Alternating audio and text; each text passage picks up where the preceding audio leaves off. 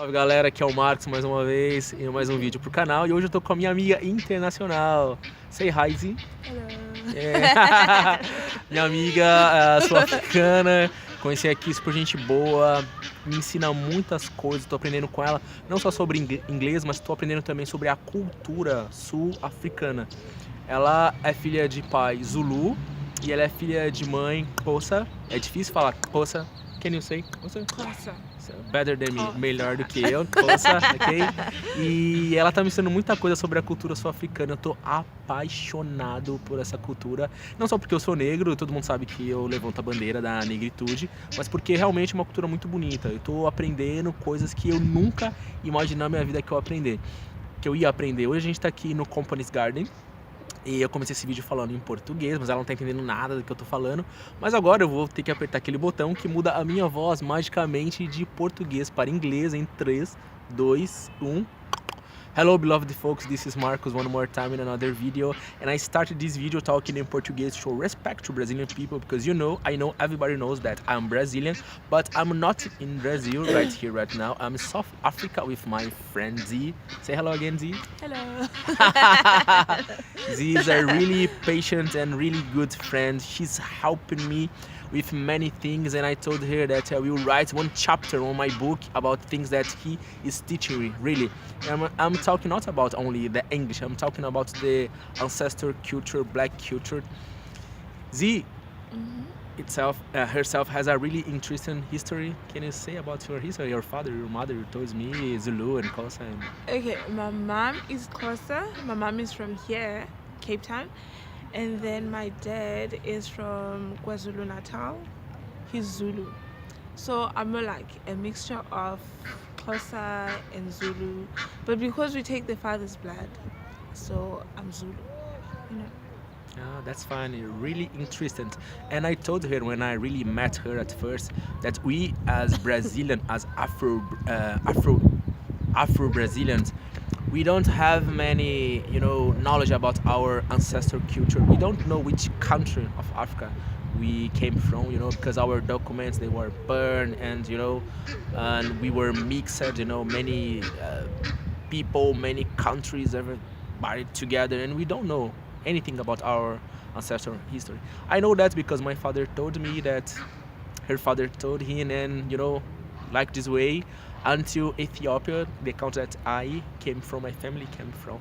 And I'm proud about that, but I have met many Afro-Brazilians that they don't know anything about their culture, and for this reason they look to Africa and they are really proud. Even they aren't real Africans, but they are proud about that. What do you think about that, Z?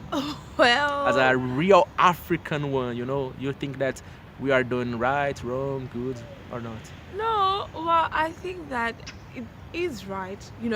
If you want to know where you come from, it okay, how do I put this? In order to know where you're going, you need to know where you come from.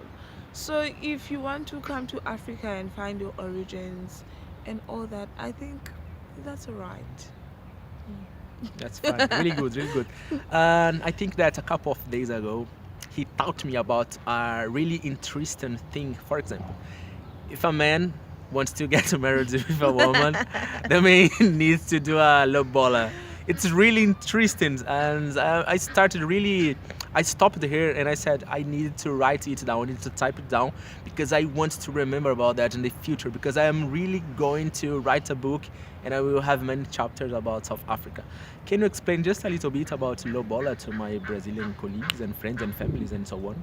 Okay, so lobola is, let's say for instance, if Marcus over here wants to marry me, he needs to write a letter to my father, in fact my family, informing them about what he wants to do, and then he needs to state a date whereby he will come with his uncle and talk with my family about this whole thing. And then once my family receives the letter, then my father will gather my uncles and then he will tell them about what he wants to do, and then they will allow him to come and state his thing. So now when you get there, you have to give like a small amount of of money because they won't talk to you. You will get there with the uncles. They won't say anything until you put something on the table. Okay. And then you will state what you want. And then if like at home with 3 girls, so they will call us all, and then they will ask him which one of the girls do you want to marry, and then he will say which one, and then the one he chooses, they will ask that girl that, do you know this man? What's your relationship with him? And then the girl will say, okay, I know him, he's my boyfriend, blah blah blah blah blah. And then now they will negotiate like the money, like how much money is he supposed to pay for him in order to get married to me. And then like back then they used to pay with cows, but Okay. now you can use money as well. So if it's 5 cows, that means that would be 50,000, because cows range from like 10,000. Oh. And then if they say 20 cows, that means you must pay 200,000. Whoa. So that's lobola for you. No, that's fun. Really good, interesting culture.